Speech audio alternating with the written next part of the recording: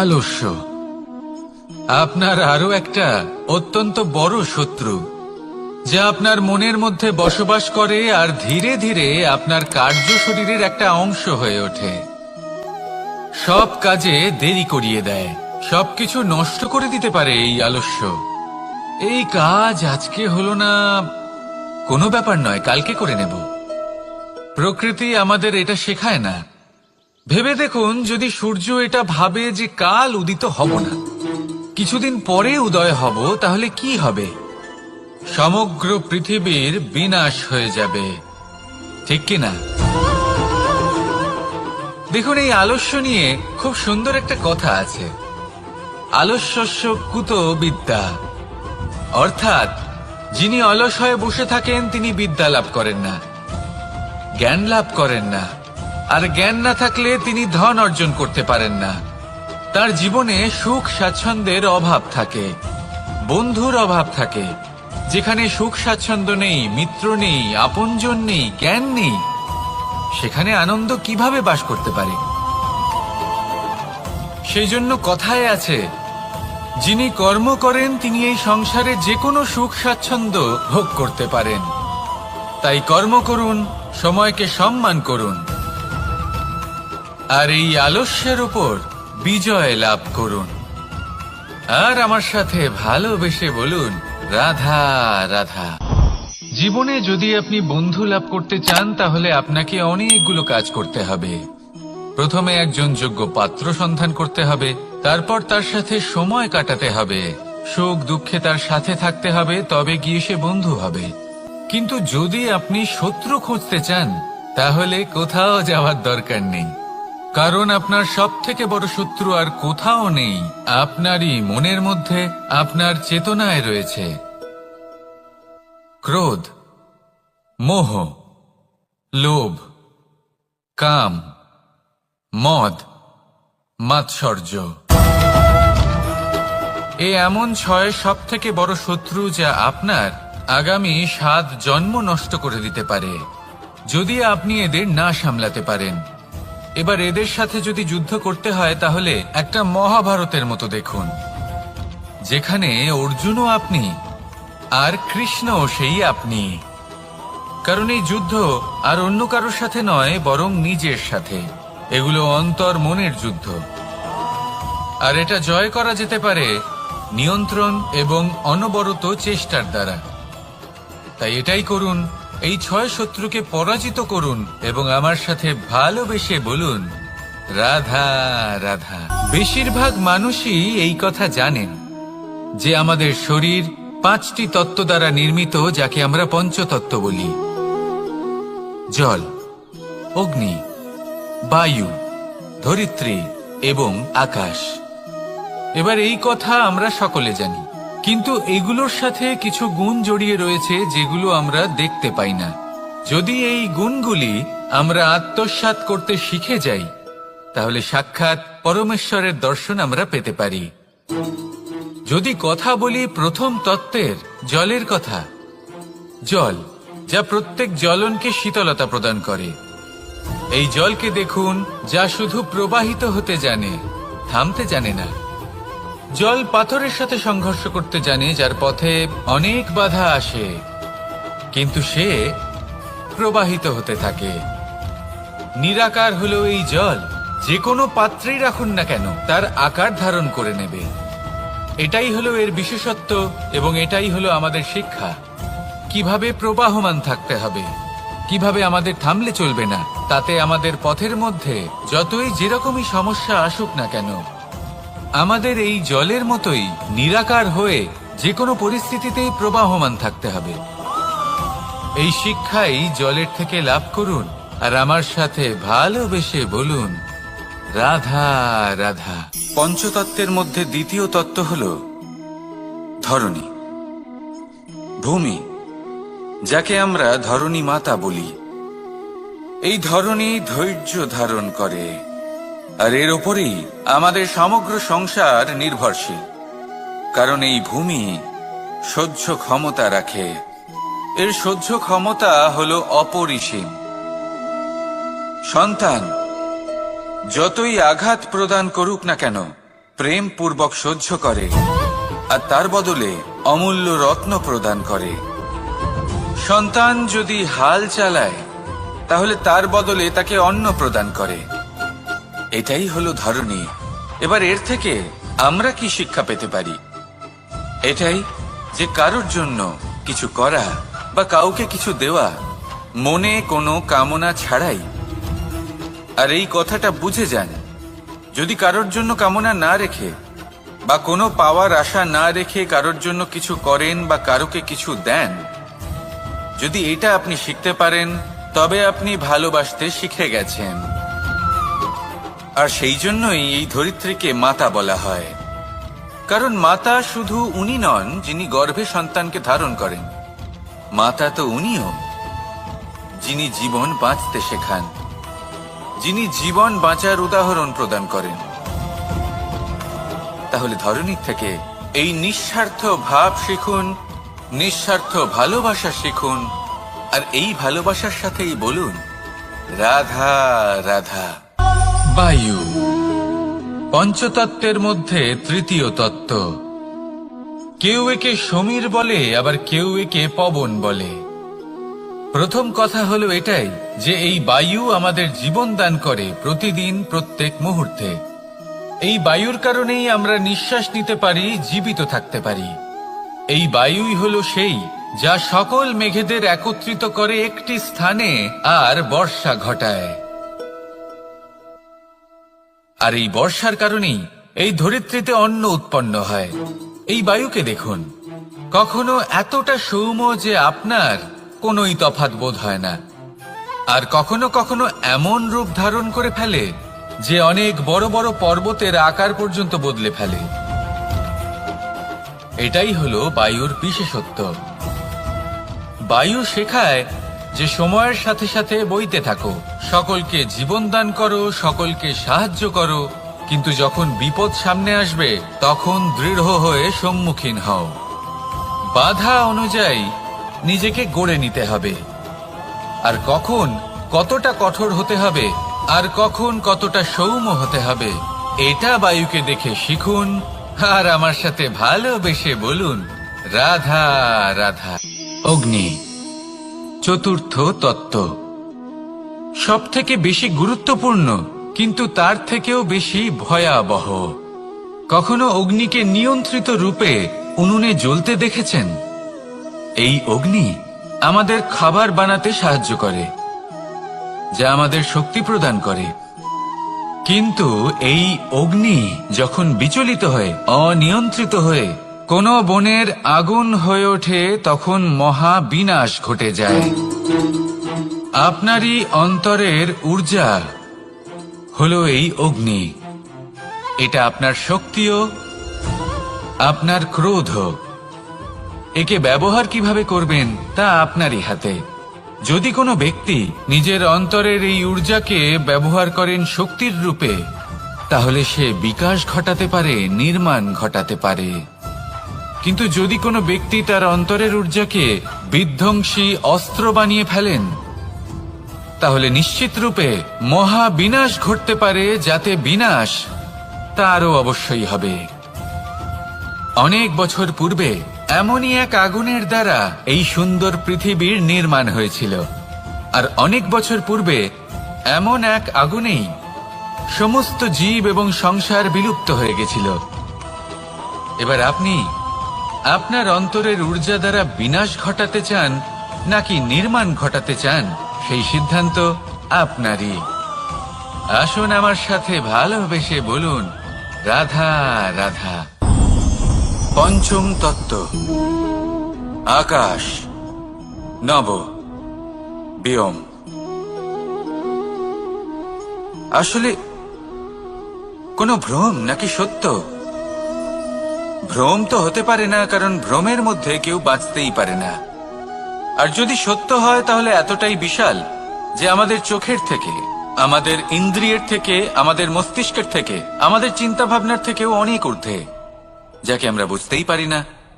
এটা যতটাই বিশাল আকার ঠিক ততটাই সরল। এই আকাশ যতই অন্ধকারাচ্ছন্ন ততটাই আলোর প্রকাশ প্রদান করে থাকে। দেখতে গেলে এ হলো জীবনের সঞ্চালক, কিন্তু যদি ক্রুদ্ধ হয়ে যায় তাহলে প্রাণ কেড়ে নিতেও দ্বিধাবোধ করে না। এই আকাশ শুধুমাত্র পৃথিবী লোক নয়, বরং এই সমগ্র ব্রহ্মাণ্ডকে, এই সমগ্র সৃষ্টিকে, এর প্রত্যেকটা তারাকে, প্রত্যেকটা গ্রহকে একটা বিশেষ স্থান প্রদান করে। এর নিজের কোনোই অস্তিত্ব নেই, কিন্তু সকলকে অস্তিত্ব প্রদান করে। এটাই হলো এই আকাশের মাহাত্ম্য। এই আকাশই হলো মাহাত্ম্যের প্রতিরূপ, যা আমাদের ভাবনা দ্বারা উৎপন্ন হয়। আপনিও আকাশের মতো এই বোধকে আপন করে নিন। আপনার জীবনও আকাশের মতন মহান এবং বিশাল হয়ে উঠবে। আর তখনই মন সুপ্রসন্ন হয়ে বলবে, রাধা রাধা। কাম, তৃতীয় পুরুষার্থ। এবার অধিকাংশ মানুষই কাম বলতে বিলাসিতা, বাসনা, লালসা মনে করে ফেলে। আসলে এমন কিছুই নয়। কামের বাস্তবিক অর্থ কি? কামের বাস্তবিক অর্থ হল কামনা। প্রতিটা ব্যক্তি, প্রতিটা মানুষ, প্রতিটা জীব এই সংসারে কোনো না কোনো বিশেষ কারণে আসে। সেই কারণকে পূর্ণ করার জন্য কর্ম করাকে কাম বলে। এখন সেটা সবার জন্য ভিন্ন হতে পারে। কারোর কাছে সেটা জ্ঞান অর্জন করা হতে পারে, আবার কারোর কাছে নির্মাণ করা হতে পারে। কারোর জন্য পরিবারকে সঞ্চালন করা হতে পারে, আবার কারোর জন্য এই সংসার থেকে পাপ দূর করা হতে পারে। কিন্তু সবথেকে গুরুত্বপূর্ণ হলো যে মানুষ যেন নিজের কর্ম ঠিক করে করে, সম্পূর্ণ যত্ন নিয়ে করে। তৃতীয় পুরুষার্থ মানে এই কাম। এটার অনুচিত অর্থ নিজেকে বোঝানো মানেই সমগ্র জীবনকে অর্থহীন করে দেওয়া। তাই প্রেম দ্বারা আপনার এই সংসারে আসার কারণটাকে অনুসন্ধান করুন, আর এই প্রেমের সাথেই বলুন, রাধা রাধা। এবার এই পুরুষার্থের বিষয়ে আপনারা অবশ্যই শুনেছেন। মোক্ষ, চতুর্থ পুরুষার্থ। আপনারা কি জানেন এই মোক্ষ আসলে কি? ধর্ম, অর্থ, কামনার পালন করতে করতে মৃত্যু লাভ করা, এটাই কি মোক্ষ? না, মোক্ষ হলো সেটাই যা জন্ম এবং মৃত্যুর ঊর্ধ্বে। প্রত্যেক ব্যক্তি, প্রত্যেক জীবই সংসারে কোনো না কোনো বিশেষ প্রয়োজনে আসে। ধর্মপথে, সৎপথে অর্থ উপার্জন করা, প্রয়োজনকে পূর্ণ করার চেষ্টা করতে করতে সেই প্রয়োজনকে পূর্ণ করা তাকে মুক্তির পথে নিয়ে যায়, যা হলো মোক্ষ। যদি এই মোক্ষ লাভ না হয় তাহলে মানুষ জন্ম এবং মৃত্যুর এই চক্রে বারবার ফিরে আসবে। তাই নিঃস্বার্থভাবে সদ্ভাব নিয়ে কর্ম করুন, সকলকে ভালোবাসুন, আর আমার সাথে বলুন, রাধা রাধা। মানুষ বড়ই বিচিত্র প্রাণী। অধিক থেকে অধিকতর ধন লাভ করার চেষ্টায় নিজের শরীরকে নষ্ট করে ফেলেন, নিজের শক্তি হারিয়ে ফেলেন, নিজের সামর্থ্য হারিয়ে ফেলেন। আর যে ধন লাভ করেন সেটা কোথায় যায়? সেই শক্তি, সেই সামর্থ্যকে আবার ফিরে পাওয়ার জন্য। আর কিছু মানুষ জীবন এমন ভাবে যাপন করেন যেন তা কখনোই শেষ হবে না, কিন্তু শেষ তো সবারই হবে। আর যখনই শেষটা কাছে চলে আসে তখন মানুষ এটা বুঝতে পারেন যে সে জীবনকে উপভোগ করেননি। তার কারণটা কি? লালসা। এই লালসা জন্ম দেয় লোভকে, আর এই লোভ জন্ম দেয় আপনারই বিনাশকে। সেই জন্য আজ আপনার কাছে যা কিছু আছে, যেমনটা আছে, তার সাথে জীবন যাপন করুন, পূর্ণরূপে যাপন করুন। আপনার কাছে যতই ধন, শক্তি, মান থাকুক, তা সবার মধ্যে ভাগ করতে শিখুন। ভাগ করলে ভালোবাসা বাড়ে, আর এই ভালোবাসা দ্বারা জীবন আরো সুখময় হয়ে ওঠে। তাহলে আসুন আর আমার সাথে ভালোবেসে বলুন, রাধা রাধা। মন, জীবনে যখনই কোনো বস্তু বা সুখ স্বাচ্ছন্দ্য অধিক মাত্রায় আপনার কাছে চলে আসে, তখন নিজেকে শ্রেষ্ঠ মনে করার একটা প্রবণতা দেখা যায়, যা হয় আত্মবিশ্বাসে পরিণত হয়, নয়তো অহংকারে। এবার আত্মবিশ্বাস আর অহংকারের মধ্যে অনেক বড় পার্থক্য রয়েছে। আমি এটা করতে পারি, আমি ওটাও করতে পারি, এ হলো আত্মবিশ্বাস। শুধুমাত্র আমি এটা করতে পারি, শুধুমাত্র আমি ওটাও করতে পারি, আমি হলাম সর্বশ্রেষ্ঠ, এটা হলো অহংকার। এবার এই অহংকার এর ধ্বনি অনেক দূর প্রবাহিত হয়, আর এর প্রহার সর্বপ্রথম আপনাকে বিপর্যস্ত করে। এবার এই অহংকার এর বিপরীত শব্দ হলো বিনয়, অর্থাৎ নিজের ঊর্ধ্বে উঠে অন্যের বিষয় ভাবনা চিন্তা করা, সংসারের বিষয় ভাবা। এই বিনয়ী হবার চেষ্টা করুন, একের থেকে অনেক হওয়ার চেষ্টা করুন এবং একসাথে থাকার চেষ্টা করুন। নিশ্চিত রূপেই আপনি বিকাশের কারণ হবেন। মত্ততা থেকে নিজেকে দূরে রাখুন, অহংকার থেকে নিজেকে দূরে রাখুন। এই মন প্রসন্ন হয়ে বলবে, রাধা রাধা। জীবনে যখন কোনো ব্যক্তি নিজের লক্ষ্য প্রাপ্তির জন্য নিরন্তর পরিশ্রম করতে থাকেন, চেষ্টা করতে থাকেন, তখন তিনি কষ্ট অনুভব করেন, কখনো শারীরিক কষ্ট, কখনো মানসিক কষ্ট। এবার উনি এটা ভাবতে থাকেন যে আমি কি উচিত করছি নাকি অনুচিত করছি। কারণ অন্যদিকে এমন একজন ব্যক্তিও আছেন যিনি একদমই পরিশ্রম চেষ্টা করছেন না। তিনি মদিরা পান করেন, বিলাসিতায় জীবন কাটান, অলস প্রকৃতির হয়ে ওঠেন, নিদ্রাতে বিলীন হয়ে থাকেন আর ভাবেন যে তিনি সুখ লাভ করছেন। কিন্তু এরকম কেন হয়?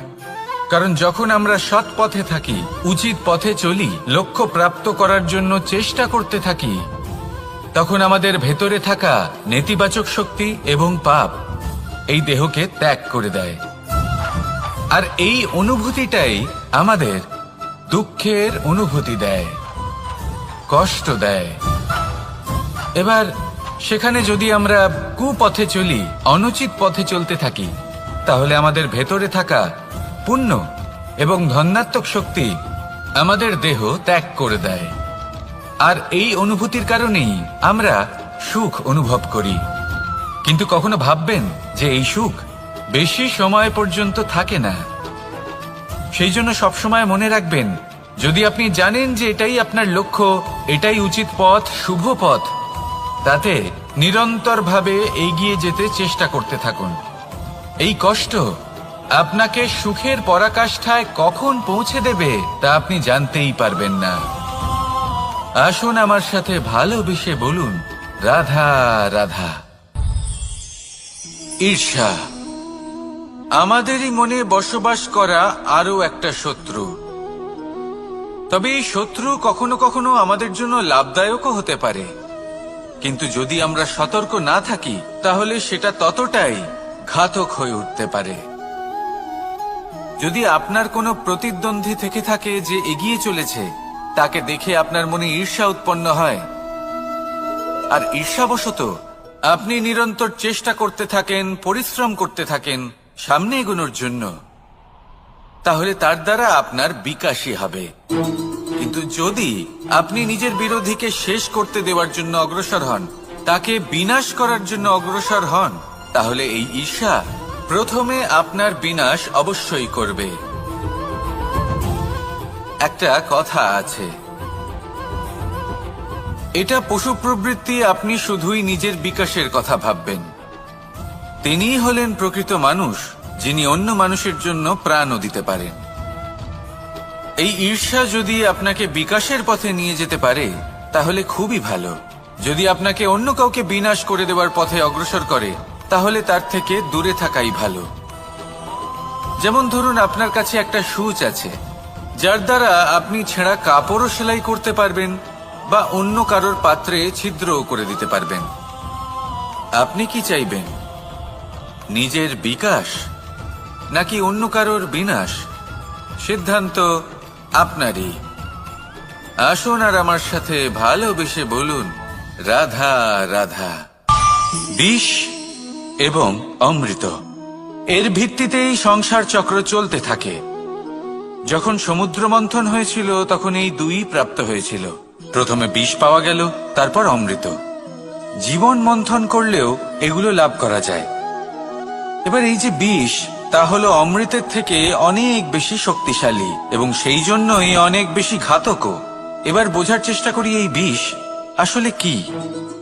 যে কোনো বস্তু বা কোনো ভাব যদি মাত্রার থেকে বেশি পরিমাণে আপনার কাছে থাকে, প্রয়োজনের থেকে বেশি আপনার কাছে থাকে, তাহলে সেটা আপনার কাছে বিষ সমান হতে পারে। তা সে ধন হোক, শক্তি হোক, সম্মান হোক, ইত্যাদি ইত্যাদি। যদি আপনার কাছে এমন কিছু থেকে থাকে যা মাত্রার থেকে বেশি পরিমাণে আপনার কাছে আছে, তাহলে তাকে ভাগ করতে শিখুন। যদি আপনি ভাগ করতে শিখে যান, তাহলে এই বিষই আপনার জন্য অমৃতে পরিণত হবে, আর তাদের কাছেও অমৃত সমান হয়ে উঠবে যাদের এই সাহায্যের প্রয়োজন।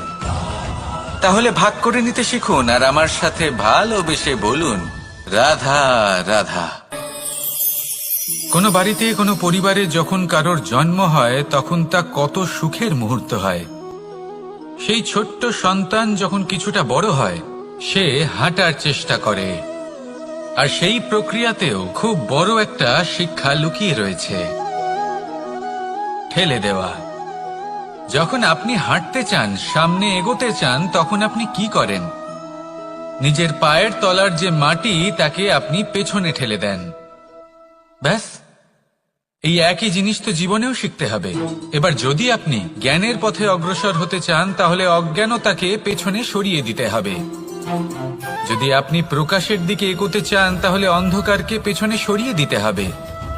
যদি আপনি ভবিষ্যতে সফল হতে চান, তাহলে অতীতের যে অসফলতাগুলিকে পেছনে সরিয়ে দিতে হবে। যে জল বইতে বইতে থেমে যায়, তাকে আমরা নালা বলে থাকি। তার থেকে দুর্গন্ধ বের হয়। কিন্তু যে জল বইতেই থাকে, তাকেই আমরা পবিত্র জল বলি। তাহলে আপনিও কর্ম করতে থাকুন, কখনো থামবেন না। আর আমার সাথে ভালোবেসে বলুন, রাধা রাধা। যোগাসন। যোগাসনে আসন অত্যন্ত গুরুত্বপূর্ণ।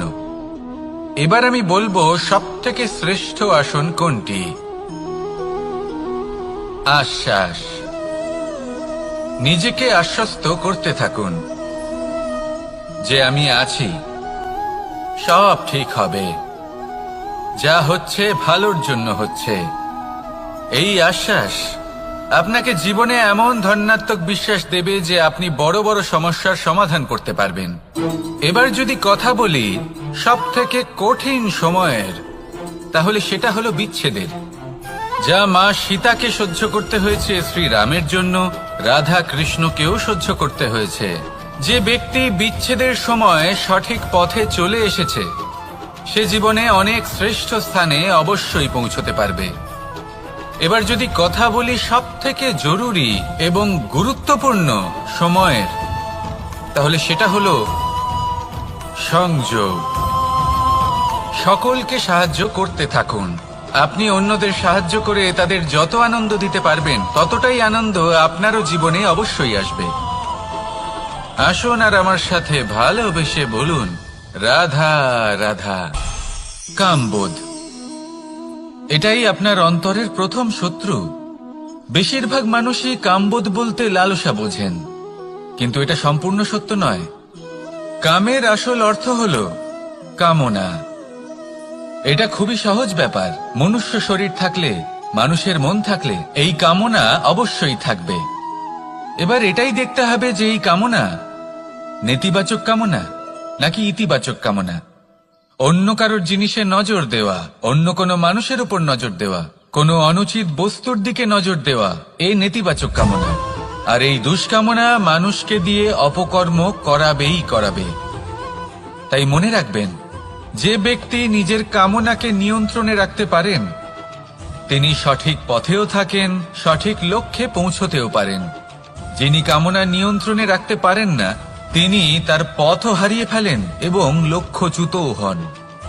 তাই মনে রাখবেন, নিজের কামনাগুলিকে নিয়ন্ত্রণে রাখুন।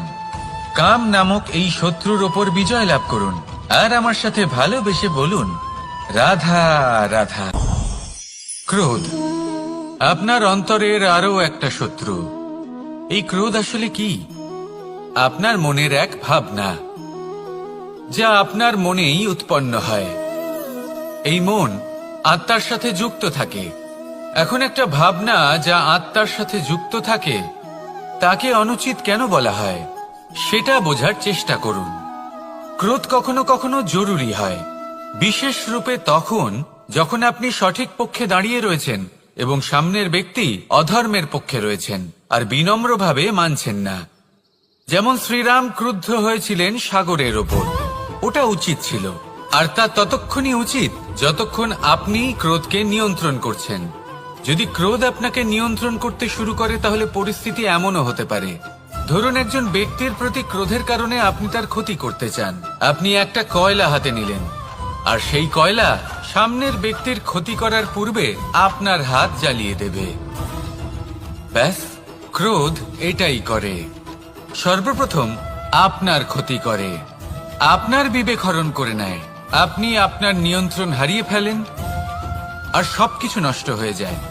বেশিরভাগ মানুষ ক্রোধে এমন সিদ্ধান্ত নেন যে সেটা তাদেরই বিনাশের কারণ হয়ে দাঁড়ায়। আর কিছু মানুষ বলেন যে আমাদের জীবনে এত যন্ত্রণা আছে, এত সংকট আছে যে ক্রোধ উৎপন্ন হবেই। আর এরকম সময় এটাই উচিত হবে যে আপনি নিজেকে ক্রোধের থেকে দূরে রাখুন আর তারপর সমস্যার নিবারণ করুন। আর এই নিবারণই আপনার জীবনকে একটা শ্রেষ্ঠ স্তরে পৌঁছে দেবে।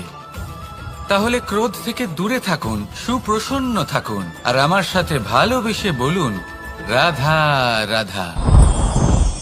লোভ আপনার অন্তরের আরো একটা শত্রু।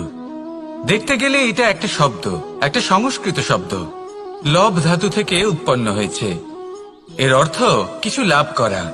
কিছু লাভ করা অনুচিত নয়, আরো কিছু লাভ করাও অনুচিত নয়, কিন্তু সব থেকে বেশি আমি লাভ করব, আমি আরো চাই, আরো বেশি চাই, আরো বেশি পেতে চাই, এটাই হলো লোভ। আর এই লোভ যখন গ্রাস করে তখন আপনি যা পেতে চান, সে ধনই হোক বা মানই হোক, তা অর্জন করার জন্য মানুষ যে কোনো স্তরে পৌঁছে যেতে পারে। যদি মানুষ ধন অর্জন করতে চান তাহলে তার জন্য তারা অধর্মের পথেও চলতে পারেন। যদি সম্মান অর্জন করতে চান তাহলে অন্য মানুষকে ছোটও করতে পারেন। শেষ পর্যন্ত আপনার এটা মনে হতে পারে যে যদি একটু অল্পই প্রাপ্ত করতাম কিন্তু ভালোবেসে প্রাপ্ত করতাম, এই জীবন আরো অনেক বেশি সুখী হতো। লোভ আপনার জীবনে, আপনার মনে কখন যে প্রবেশ করবে সেটা আপনি জানতেও পারবেন না। তাই এটা চিনতে শিখুন আর তৎক্ষণাৎ জীবন থেকে বাইরে ফেলে দিন। যা কিছু লাভ করতে চান তা ভালোবেসে লাভ করুন, আর সেই ভালোবাসার সাথেই বলুন রাধা রাধা। মোহ আপনার অন্তরের আরো একটা শত্রু। এবার মানুষ প্রেম আর মোহের মধ্যে পার্থক্য বুঝতে পারে না। কিছু মানুষ ভাবে যে মোহর মধ্যে খারাপ কি আছে। যদি কোনো মানুষের তার বাবা মার প্রতি, তার সন্তানের প্রতি মোহ থাকে তবে খারাপ কি আছে? খারাপ আছে, আর সেটা তাদের জন্য খারাপ হতে পারে যাদের প্রতি আপনার এই মোহ আছে। এবার মোহ আর প্রেমের মধ্যে পার্থক্য আপনাকে বোঝাচ্ছি। মোহ শুধুমাত্র পেতে চায়, সেখানে প্রেম শুধুমাত্র দিতে শেখায়। এই দুই পরিস্থিতিতেই আপনার হাত প্রসারিত থাকে। মোহের ক্ষেত্রে কোনো বস্তু বা কোনো ব্যক্তিকে লাভ করার জন্য, আর প্রেমে শুধুই প্রদান করার জন্য। মোহর বশে আপনার পায়ে বাঁধন পড়ে যেতে পারে। যদি মাতা পিতার তার সন্তানের প্রতি মোহ থাকে তাহলে তারা তাদের সন্তানকে কখনো দুঃখে, চিন্তায়, যন্ত্রণায় দেখতেই পারবে না। সেই জন্য তারা সন্তানকে বেঁধে রাখতে চান একটা সুরক্ষিত ক্ষেত্রে, যেখান থেকে না তারা সংসারকে দেখতে পায়, না পরখ করতে পারে, না কিছু শিখতে পারে, না বিকট পরিস্থিতির সম্মুখীন হতে পারে। ঠিক যে কারণে তারা দুর্বল হয়ে পড়ে, অজ্ঞানী হয়ে ওঠে। তাদের বিকাশ সেখানেই স্তব্ধ হয়ে যায়, আর সেখানে প্রেম শুধুমাত্র বিকাশের পথে নিয়ে যায়। মা বাবা যদি সন্তানকে ভালোবাসেন তাহলে তাকে ছেড়ে দেন যে যাও সংসারকে দেখো, পরখ করো আর শেখো। কিভাবে এর সাথে লড়াই করতে হবে সেটা নিজে শেখো। নিজের শক্তি নিজেই বাড়িয়ে তোলো, নিজের পথ চয়ন করো। সেই জন্য এই মোহর শিকল ভেঙে ফেলুন আর প্রেমকে আপন করে নিন। আর এই প্রেম দ্বারাই বলুন রাধা রাধা।